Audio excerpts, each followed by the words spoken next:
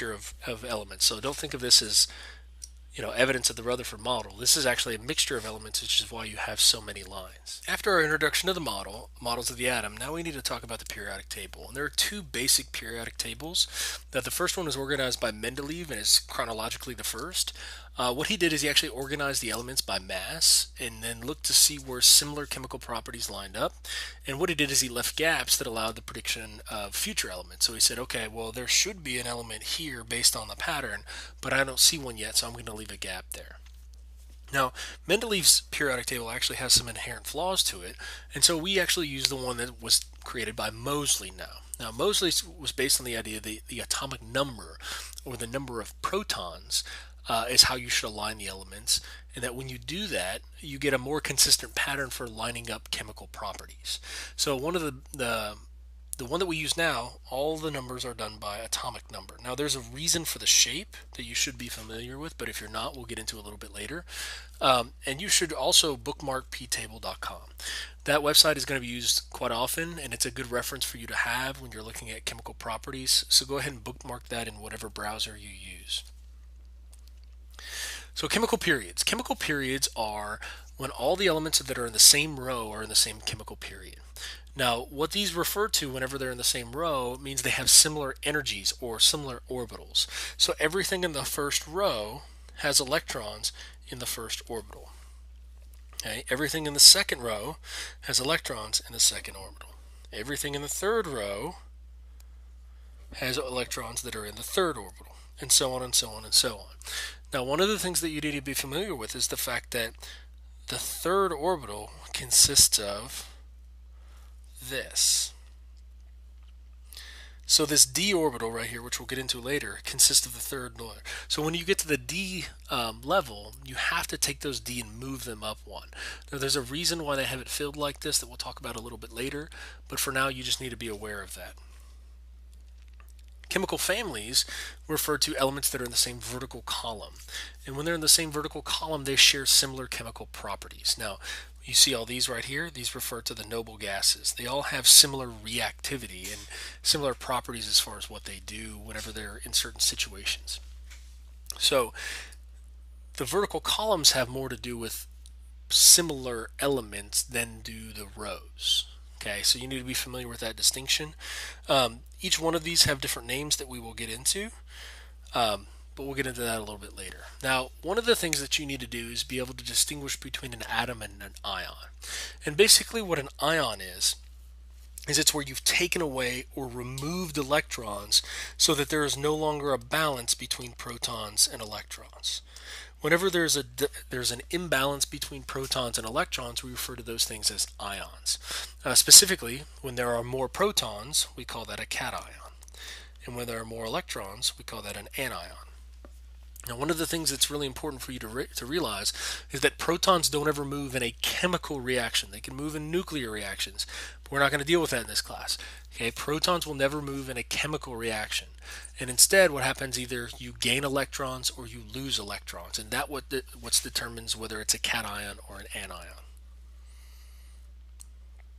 Okay, whenever we refer to something as ionic notation, we identify the number of protons. Okay, the first thing we need to do is identify the number of protons. So if you were to look at this, I would say we're saying the blue things are the protons. I would say I have 1, 2, 3, 4, 5, 6 protons. Well, when I have 6 protons, I can use that to identify the element. If you were to look at your periodic table, the element on the periodic table with 6 protons is carbon. Okay, the next thing that I would do is I would write the chemical symbol for the element, which I did. And now I need to determine if the object is a cation, where it has a deficit of electrons, or an anion, where it has excess electrons. So I look at the electrons, I say 1, 2, 3, 4. And if you noticed, 4 does not equal 6. So instead this thing is going to be a cation because it has more protons than it has electrons.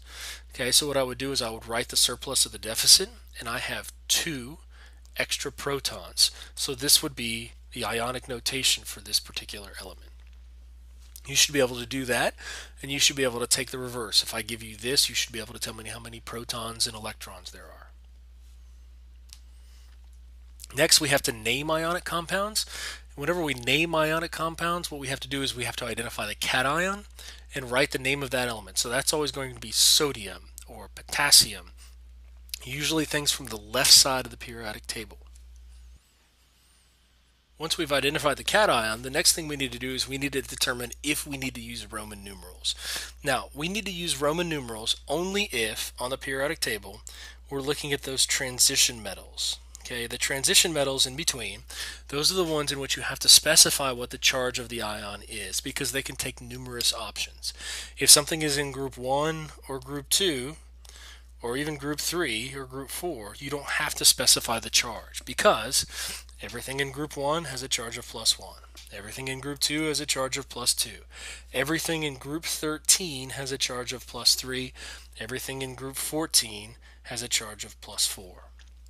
But these middle elements, you have to specify with a Roman numeral.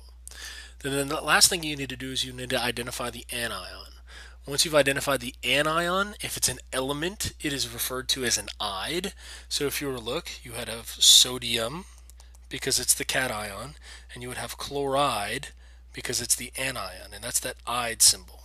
Now, a lot of times you will see the anion as a polyatomic ion. This ide refers to only if it is an element by itself, like chlorine by itself is chloride, sulfur by itself is sulfide. But there are many, many, many polyatomic anions that you need to be familiar with. Now, you've been given a list of those polyatomic anions, and you should be familiar with those so that if I give you a question that says, what is the molar mass of barium hypochlorite, you should be able to say, oh, barium hypochlorite is this, and you should be able to answer the question. Now, whenever we talk about ionization, it's also really important that we talk about ionization energy. This tends to be a question that almost always appears in the AP test in the form of an experimental question. And ionization energy is the energy that's required to remove an electron, and it depends on a couple of things. Okay, it depends on the number of positive charges, it depends on the number of negative charges, and it depends on the distance between the electrons in the nucleus. Now, for those of you who have had physics, which I know is not all of you, you should refer to Coulomb's law, F equals kq1 q2 over d squared. Okay, we also briefly touched on this in first year chemistry, but this is the idea of Coulomb's law. It depends on the number of positive charges, it depends on the number of negative charges, and it depends on the distance between them. Now, ionization energy is the energy that is required to take an electron and completely remove it from an atom. There are definite trends in terms of ionization energy, but that's what it means by definition. Okay? Polyatomic ions. You have a list. If you need a copy of the list, go to the class website. Okay, you can download another copy from there. You should be able to write the name, the chemical formula for the following. So it's asking you for calcium bromate. Okay, you should be familiar with the fact that calcium is Ca, bromate is BrO3. Okay, when you have calcium bromate, you have iron 2, and then you have acetate. You should be familiar with acetate. And then finally you have ammonium, which is NH4, and you have a hydroxide. But whenever you write these chemical formulas for these compounds, it's not enough just to write the chemical symbols that represent them. Instead, you have to balance the charges that are associated with them. So you need to know that calcium is +2, and you need to know that bromate is -1. So in order to get these charges to balance, I need twice as many of these to get the charge to neutral. So calcium bromate is actually CaBrO3, but then that bromate is in parentheses and there are 2 of them. Iron 2 acetate, oh, I didn't finish acetate, did I? I tend to write acetate as CH3COO, which is actually the same thing as, I think on the list it's C2H3O2, which is the same thing, but I tend to write it this way just because that's what you tend to see in organic chemistry. So acetate actually has a charge of -1, and iron can have any charge. The fact that it has a Roman numeral 2 makes it that it is +2. Now, one of the common misconceptions that people have is they automatically go iron 2. That is not the case. Remember, this Roman numeral refers to the charge, not the number of irons. So you would actually have iron, and then you'd have CH3, COO parentheses 2. The last one you have is ammonium hydroxide, and ammonium is NH4 plus. It is the only positive polyatomic cation that you need to remember. And you have hydroxide, which is OH minus, so the answer is just NH4OH. Now, you cannot take this thing and rearrange it and say, I want to call it NH5O. You can't do that. So you need to make sure that you keep the cation and the anion separate. Next, this is name the following. So you want to do the same thing, but from the opposite side. If you're given the chemical formula, remember the cation comes first. So if you look at that, that's barium. If you look at this, it's copper. If you look at this is ammonium. A couple of things we know right off the bat. Ammonium is a polyatomic ion, so it doesn't need to specify any sort of charge. Barium is in group 2, so it doesn't need to specify any sort of charge. But copper is a transition metal. So because it's a transition metal, I'm going to need to specify what the charge of copper is. Now if you look at this, in order to do that, I need to know what the charge of sulfate is, because I have one copper to balance out one sulfate. Well, sulfate has a charge of -2, so that means copper has to have a charge of +2. So I'd write copper 2, and then I'd write sulfate. I'd write barium. Barium's +2, so I don't need to worry about that. And this right here is oxalate. And then ammonium, and then this right here is cyanide. So it is really important that you actually memorize these polyatomic ions so that you can name them, so that you can pull the name out and turn it into a chemical formula. That is going to be a given. You have to know how to do that to answer questions for the rest of the year. Frederick Soddy worked with Rutherford to study the transmutation of elements, and that's where an element turns from like helium into hydrogen. He was actually the first one to prove that uranium could actually become radium.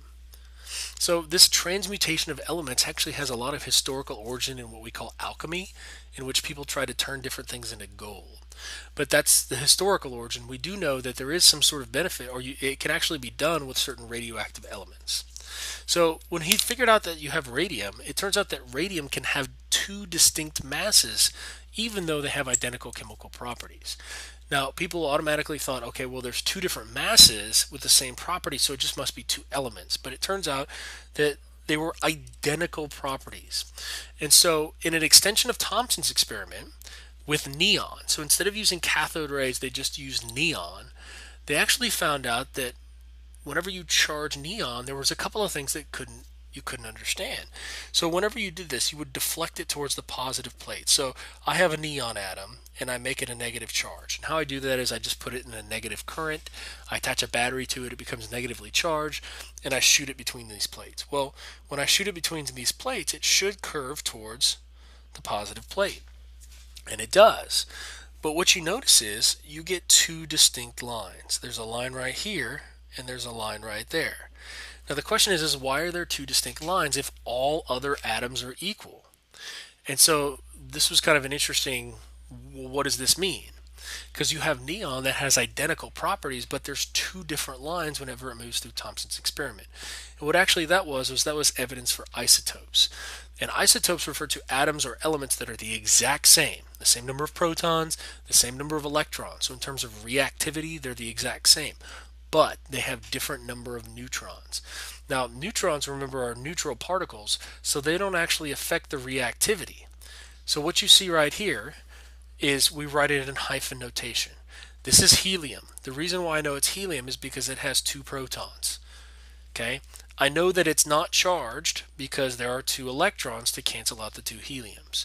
But there's still a difference between these two elements. So how I need to specify that is I would say this is He4 and He3 based on the atomic mass. This particle has this atom has 4 particles in the nucleus. This one has only 3. So this is determined by what's called the atomic mass. If you have 2 protons and a neutron, your atomic mass is 3. If you have 2 protons and 2 neutrons, your atomic mass is 4. Now the reason why electrons are not counted in as far as the atomic mass is concerned is they are over 1,000 times smaller than a proton or a neutron. So because they're so much smaller, they don't actually significantly add up to the mass of the atom. So next we have what we call nuclear symbol notation. Once again, this should be review for most of you, is that nuclear symbol notation refers to how you represent different isotopes. It's a second way. So before we called it helium-4 or helium-3, but another way of distinguishing between these is you can actually write it this way, where you identify the number of protons and you put it here. And you write the chemical symbol that matches. These two things must always match. You can't have 2 and then hydrogen. It doesn't work that way. Those two things have to match. Now, once you've matched them, this number right here refers to the atomic mass, or the number of protons and the number of neutrons that are there. Now, the nice thing about the nuclear symbol notation is it actually leaves room for you to fill in right here if there's a charge. You could have this. So you could have helium. It's got 2 protons and 1 neutron in the nucleus, and then it's missing 2 electrons, so it's an ion. That's one of the nice things about nuclear symbol notation, is that you can include everything. From this right here, you should be able to tell me the number of protons, neutrons, and electrons in a particular atom. One of the things that kind of comes out of isotopes is that different atoms, or different atoms of the same element have different masses. And that's what you see right here for hydrogen. Now, hydrogen, 1 proton, 1 electron, 1 proton, 1 neutron, 1 electron, 1 proton, 2 neutrons, 1 electron. Those are all hydrogens. Now, they're all different isotopes of hydrogen. This first one we just call hydrogen for the most part. This one is called deuterium. The reason why it's called deuterium is there are 2 for the atomic mass. This is called tritium because of 3 for the atomic mass. But there are different isotopes of hydrogen. So the question is what is the number that's reported on the periodic table? And so what you do in order to calculate that number that's on the periodic table, that number refers to the average atomic mass. Whenever you're talking about the average atomic mass, you have to do what's called a weighted average, just like we do for your grades. Test grades are worth 70%, and daily work is worth 30%. So if you get 100 and a 0, you don't get a 50, which would be the average between the two. Instead, you would get a 30 because it's a weighted average. How you calculate for a weighted average is you take the atomic mass and the percent abundance. You have to convert the percent abundance into a decimal by moving the decimal over 2 or by dividing by 100. Once you do that, you multiply the atomic mass and the percent abundance together. When you do that, you get a number for each one of these, which then add up to the average atomic mass. And it takes some practice for you to be able to do this, but it's something that you need to be able to do, and be able to do relatively quickly. Now, one of the most important things about this is you need to remember significant figures whenever you're doing percent abundance calculations. You cannot report data that is more accurate than you are able to measure. More precise than you are able to measure. So you see that here.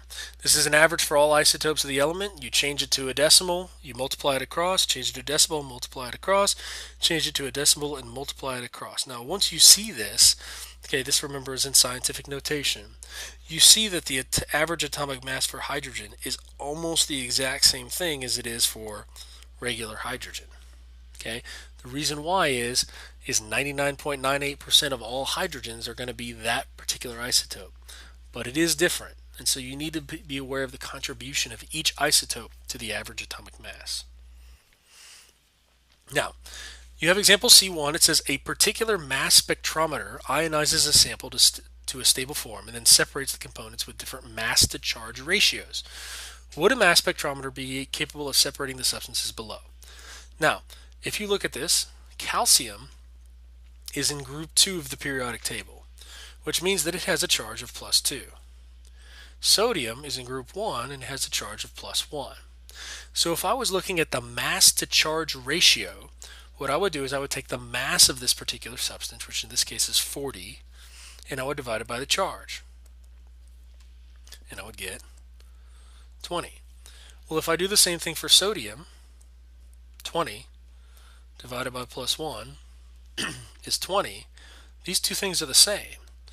So because they're the same, a mass spectrometer would be incapable of telling the difference between calcium and sodium because they have the same mass to charge ratios. So these are the types of questions you're going to get on an AP. It's not going to be how many protons does calcium have? It's going to be questions like how are these things different or how can they be the same? So you need to really understand kind of what we're talking about when we talk about nuclear symbol notation so that you can apply it in a situation that you've never seen before. Next one, it says use the data below to determine the average atomic mass for iron. And this one, we're going to go ahead and show you how to do. And then after I show you how to do it, I'll let you finish the calculation and see if you match the answer. Remember, when you're doing percent abundance, you need to take these values and you need to divide them by 100. When you do that, this becomes 0.05845. You then multiply across. And when I multiply across for the first one, I get 3.152. The reason why I stop at 3.152 is this right here has 4 significant figures. So I can't take all of these significant figures because this one only has 4. I would do the exact same thing for the rest of the data points, and then I would combine them once again using significant figures to ensure that I have the proper answer. You should get an answer of 55.682 grams per mole, but please make sure that you can do this calculation before coming to class. Next, it says the average atomic mass of chlorine is determined to be 35.45 when accounting for the 2 naturally occurring isotopes. The 2 naturally occurring isotopes are shown below. What is the percent abundance of each? Now, this is a little bit different. It's actually asking you to work backwards. So when you have percent abundance, and you have to work backwards. So I don't know the percent abundance, but I do know that the total of the percent abundance needs to be 100%. So if this was 40, then this would have to be 60. If this was 30, this would have to be 70, and so on and so on and so on. So what that allows me to do is it allows me to write an algebraic expression. I don't know what the value of 35 is, so I'm going to refer to it as x. And I don't know what the value of 37 is, but I can write it as 100% minus x, or more commonly you see it as 1 minus x, because remember 100% is just really 1. So at this point, you can multiply these things across and then add them together. Now when you add them together, you're supposed to get the average atomic mass. And in this case, the average atomic mass is given to you.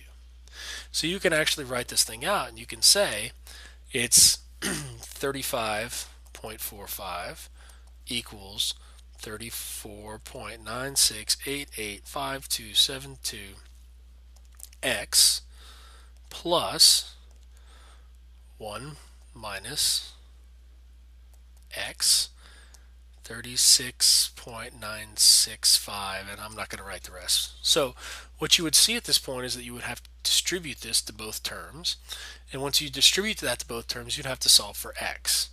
Turns out when you solve for x in this case, if you do it correctly, and please do the math to make sure you can do it correctly, chlorine 35 represents 75.82%, and chlorine 37 represents 24.18%. The last question that we have is an example of a mastery question. It uses something called mass spectrum data. So once again, we've already talked about a mass spectrometer and kind of what it does. This is actually a readout for a mass spectrometer, and it gives you what's called the relative abundance. So it says I'm shooting this many particles out of it.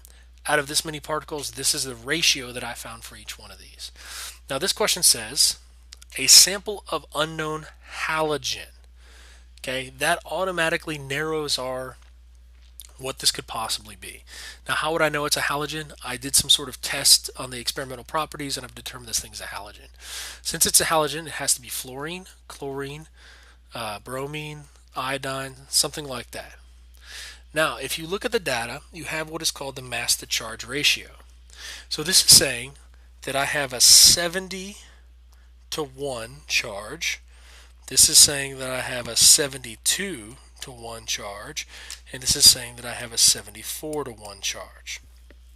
Now, you may be saying, well, that's 3 separate things, except for the fact that you're forgetting about isotopes.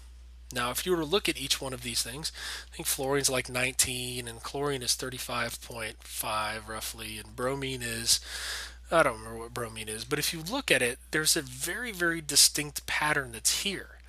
And it takes some getting used to try and find these patterns. But if you look at it, you have 70, 72, and 74. Now, that's a pretty interesting spread that you have there. Now, if you were to look at it, that means you have something that looks like chlorine 35 bonded to chlorine 35. And if you did that, what you would have is you would have 70. Now, in the previous example, we showed that the vast majority of chlorine is chlorine 35. But we said there was also a chlorine 37. Well, if you have chlorine 35 bond with chlorine 37, you would get 72. And if you have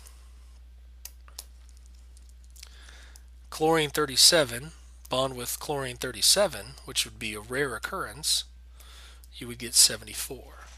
So this element that we found in the sample is chlorine, but now it wants us to figure out the percent abundance of each.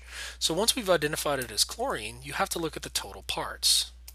Okay, so if you were to look at it, if I were to look at this first sample, I would say 9 out of 16 are chlorine 35, because every one in this sample is a chlorine 35. Now from here, what I'm saying is that out of these 6, 3 of the 16 are chlorine 35. The reason why it's half is this is a situation in which you have a half chlorine 35 and a half chlorine 37. So one of these is chlorine 35, the rest is chlorine 37. And then here there are no chlorine 35s. So what we can say is that 12 out of 16, or 75%, represent chlorine 35. And if you look and you compare that data to what we just had, it matches up almost perfectly. So once again, this is a mastery question. This is as hard as it gets because it's asking you to apply what you know to a situation that you've never seen before. It's not impossible, but it's something you really have to think very, very deeply about. Now, AP questions tend to not be as far out there in the sense that you've seen everything before, but they tend to be based on experimental data, so you've got to get used to that. So far we talked about the rules for naming ionic compounds, but there are several other different types of compounds we need to be able to name as well. And we need to get the naming out of the way as early as possible so you can start to see how it comes about in questions. So the next one we have is naming covalent compounds, and this is once again review from first year chemistry. It says we usually identify which element goes first, usually left to right. So generally speaking, you have hydrogen, or you have carbon, then nitrogen, then oxygen, and so forth. The only difference is the position of hydrogen.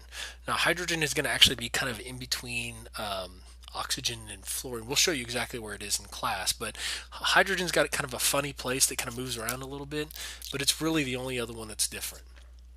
We're going to use prefixes for both elements, but omit mono if it's the first element. So we never say monocarbon or dioxide. Okay, we always omit the mono if it's on the first one. Now, if it's in the second element, it has to be there. It's got to be carbon monoxide, not just carbon oxide. And then also, we do not change the suffix to "ide" as you did with ion. So you only do this for the second element, dioxide, trioxide, but you do not do it for the first one. Okay, so once again, it's the whole idea of the cation for ionic compounds was the element. It's the same basic thing. You're going to have an element, and then you're going to have the suffix for "ide," but it's only going to go on the second one. So it's not going to be carbide dioxide. It's just going to be carbon dioxide. So write a chemical formula for the following. It says tetraphosphorus pentoxide. So if I have phosphorus, phosphorus is a P, and oxide is oxygen is an O. So tetra is 4, penta is 5. The next one we go is we talk about trichlorine hexafluoride.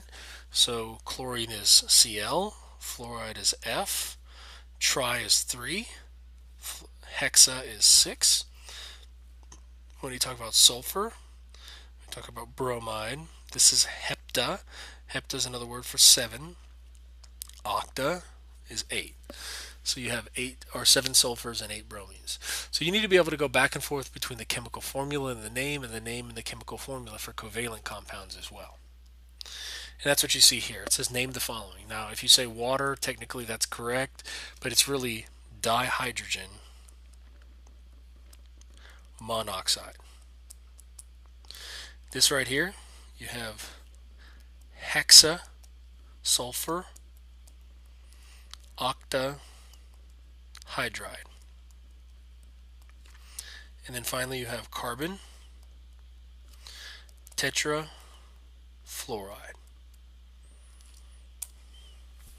When we name acids and bases, it's very similar to naming ionic compounds. So this is kind of a review. The difference is, though, instead of having an 8, like if you say sodium carbonate, when you're talking about an acid like carbon, or an acid that's like hydrogen carbonate, instead of saying the 8, you replace it with ic. So instead of it being carbonate acid, you would change it to carbonic acid. And that's where you have ic gives 8, or 8 gives ic. It gives us. So anytime you see something like chlorite, it becomes chlorous acid. And then finally, if you had an "ide" before, like if you had an element by itself, like sulfide, the "ide" becomes hydro something ic. So it'd be hydrosulfuric acid. Other than that, you would name it just like you would any sort of ionic compound. So if you see something that's like H3PO4, it looks like it's an ionic compound, but when you recognize that it's an acid because of the H, what you would do is you'd say, okay, well, if it's an acid, that means that it's going to be, this is phosphate. We've got to replace the 8 and put ic, so it would be phosphoric acid. Okay, bases are treated exactly the same. If you have something that's like LiOH, it's lithium hydroxide. So we see some examples. This is name the following compounds. This right here is bromide. So whenever we do it, an "ide," remember, goes to hydroic. So this would be hydrobromic acid. This would be lithium hydroxide.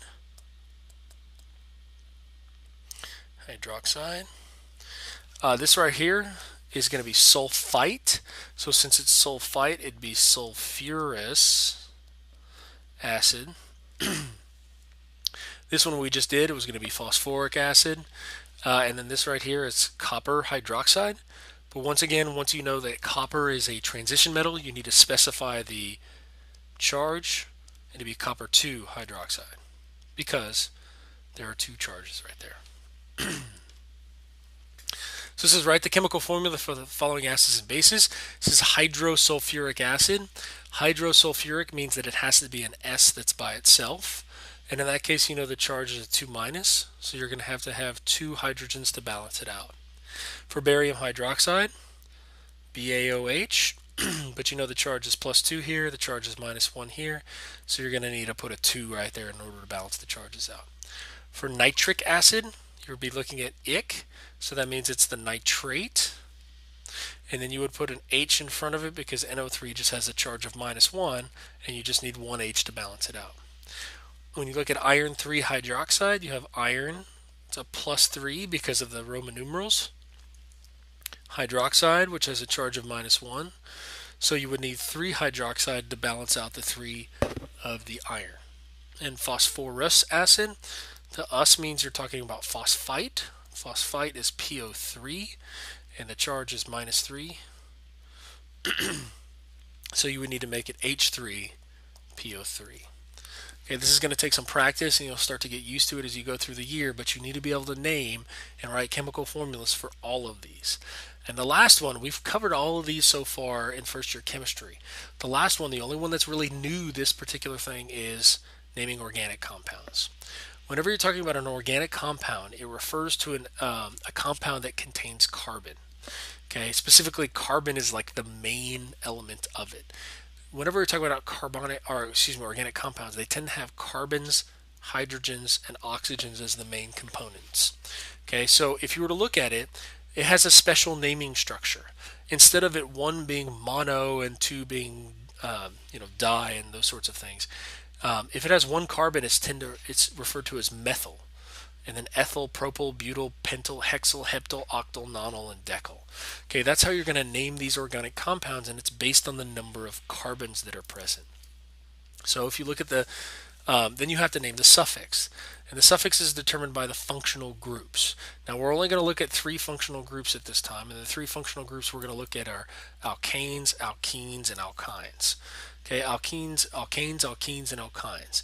An alkane is something that contains only single bonds. So you see something like a carbon bonded to a carbon, bonded to a carbon, bonded to a carbon, and then there's hydrogens all over the place.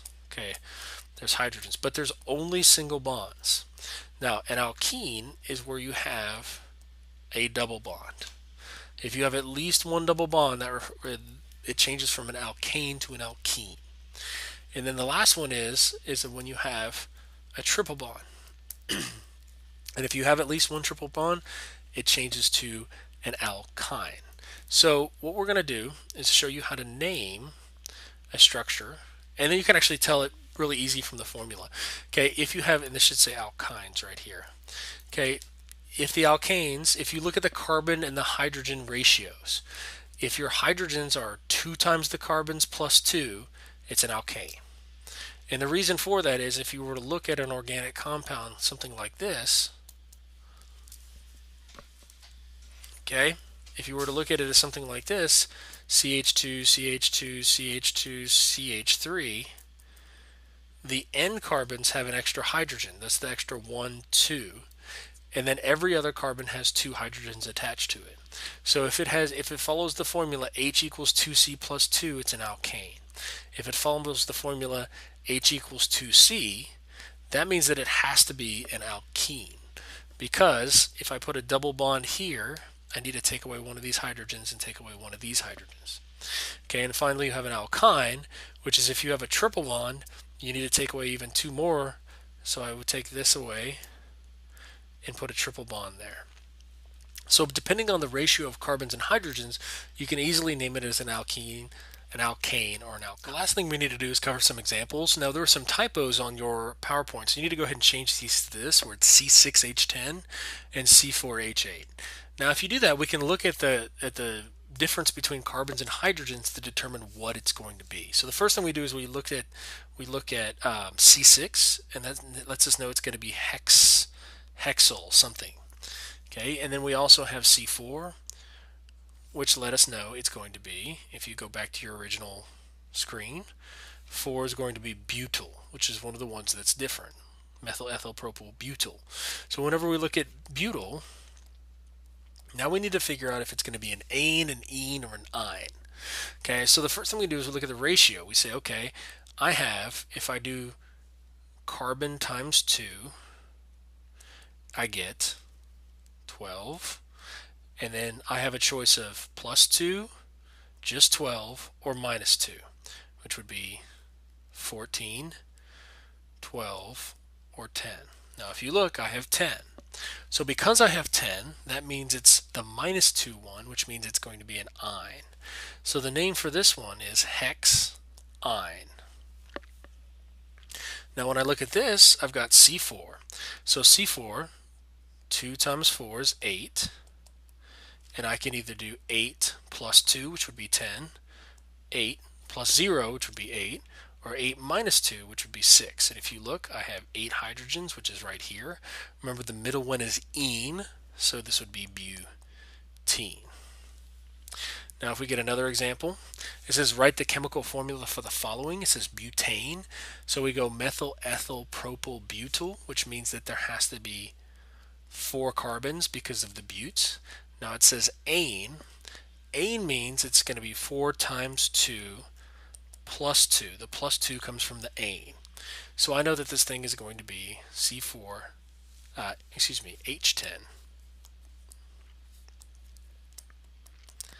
Now the next one is octyne. The oct lets me know it's going to have 8 carbons. And then the ine lets me know it's going to be 8 times 2 minus 2. So instead it's just going to be H14. Now this last question is a mastery level question. It actually requires that you know just a little bit of information. Whenever you name an organic compound, you actually just take the longest carbon chain, and that becomes the base for the name. So if you look at it, the longest carbon chain we have, in other words, the longest row of connected carbons, is either this or this. They are the same length in terms of chains, but I can't name all of the carbons in this particular thing. I can't say 1, 2, 3, 4, 5, 6, 7, it's heptyl. Can't do that. Okay, instead you have to name the number of carbons that are in a continuous chain. So if you look, I have 1, 2, 3, 4, 5, 6. So it's going to be a hexane. Yeah, I know it's ane because 3, 5, 7, 10, 14. So I have the C6H14, and that's the 2 times 2, or excuse me, 2 times 6 plus 2. So I know it's going to be an ane. And then you may ask yourself, well, wait a second. What about this? This thing is an hexane because it has another carbon that's attached to it. And if you say that, you're absolutely correct. It doesn't have an actual it is missing something. And what it's missing is the fact that this right here, this connection right here, is connected to the number 2 carbon. You say 1, 2, 3, 4. And how do I know it's 1, 2, 3, 4, 5, 6 instead of 1, 2, 3, 4, 5, 6?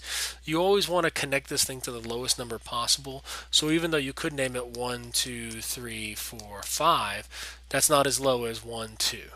So what I would do is I would refer to this as 2, and then I have to name what it is, and then hexane. Now remember that you have 1 carbon right here. So since you have 1 carbon, it'd be 2-methyl hexane, and that would be the name for this. Now this is a mastery question because it requires you to know methyl, it requires you to know hexane, it requires you to number the carbons, and it requires you to kind of put all that together. So this is a tough question, and this is not a question I would ask you without going over the naming rules first. But you can say, hey, what if instead of this was, if this was CH2, CH3, how would the name change? Well, if this was CH2, CH3, you would have a longer carbon chain and it would change the entire name of the structure. So we'll go over that again in class, but this is the end of this particular PowerPoint series.